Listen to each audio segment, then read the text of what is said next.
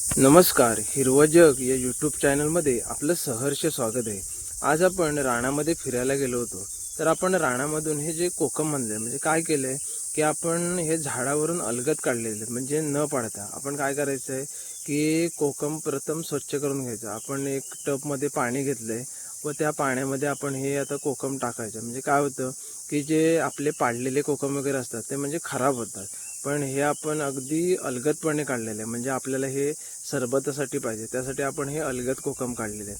म्हणजे कसं होतं की आपण जे पाडतो कोकम वगैरे त्यामुळे काय होतं की त्याची जो दर्जा आहे तो कमी होतो. म्हणजे कसं ते कुजतात किंवा आपलं जे सरबत वगैरे आहे ते बरोबर होत नाही. पण हे आपण व्यवस्थितपणे म्हणजे कसं अलगदपणे काढलेलं आहे. म्हणजे आंब्याचं कसं असतं, आंबा आपण अलगद काढला की तो चांगला पिकतो व आपण पडलेला वगैरे असेल तो खराब होतो.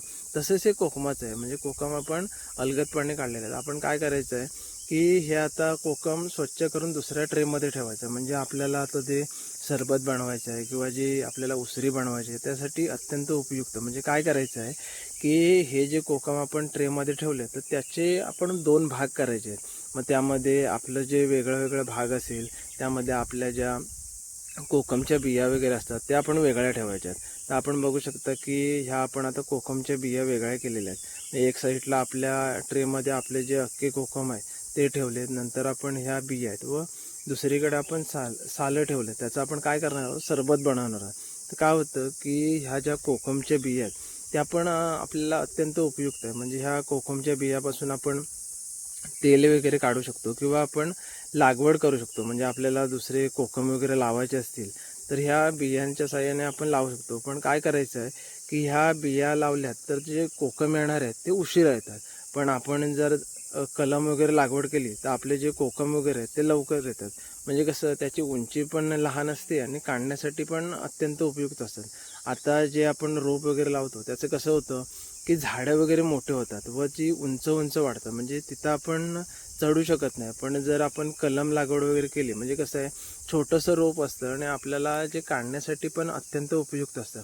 तर आपण काय करायचं आहे की हे जे कोकम आहे त्यामध्ये आपण म्हणजे जे छोटे छोटे भाग केले होते त्यामध्ये आपण थोडी थोडी साखर भरायची. म्हणजे काय होते की आता आपण ही साखर भरून म्हणजे साखर भरल्यानंतर काय करायचं आहे की आपण एक काचेची बरणी घेतली. त्या काचेच्या बरणीमध्ये आपण हे जे कोकमचे भाग आहेत ते ठेवायचे. म्हणजे काय होणार की ही जी आपली काचेची बरणी आहे ती आपण काय करायचं की उन्हामध्ये ठेवायची. म्हणजे त्या साखर आणि ज्या कोकमाच्या ज्या साली वगैरे आहेत त्याचा जो रस आहे तो या बरणीमध्ये येणार आहे व आपलं अतिशय चांगलं व सुंदर असं सरबत होणार आहे. म्हणजे काय होतं की आपण बाजारामध्ये जे सरबत विकत घेतो त्यामध्ये कसं केमिकलयुक्त सरबत असतं.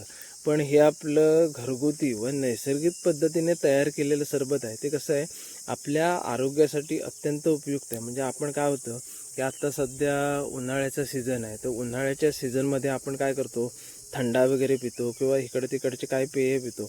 त्या पेय पिण्यापेक्षा आपलं हे जे कोकम सरबत आहे ते कसं आरोग्यासाठी अत्यंत उपयुक्त आहे. म्हणजे कसं होतं की ह्या कोकम सरबतापासून आपण सरबत बनवतो किंवा आपली जी कढी वगैरे आहे ती पण ह्याची अतिशय उत्तम होते. किंवा ह्या ज्या कोकमच्या साली आहेत त्यापासून म्हणजे कसं आपली जी उसरी वगैरे आहे ती पण होते. म्हणजे कसं पावसाळ्यामध्ये आपण समजा मच्छी वगैरे केली तर त्या मच्छीमध्ये टाकण्यासाठी ह्या उसरीचा चांगला उपयोग होतो. किंवा कधी कधी आपल्याला माहिती आहे की आपल्या अंगावरती पांढरे पट्टे येतात म्हणजे पित्त वगैरे होतं.